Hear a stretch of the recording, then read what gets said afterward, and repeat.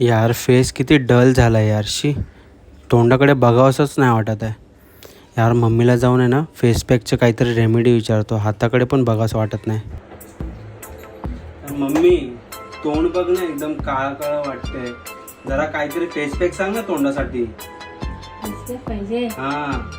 अरे मग कोळसा लाव ना. हा? अरे कोळसा लाव, कोळसा. कोळसा? अरे वो कहावत है ना, क्या?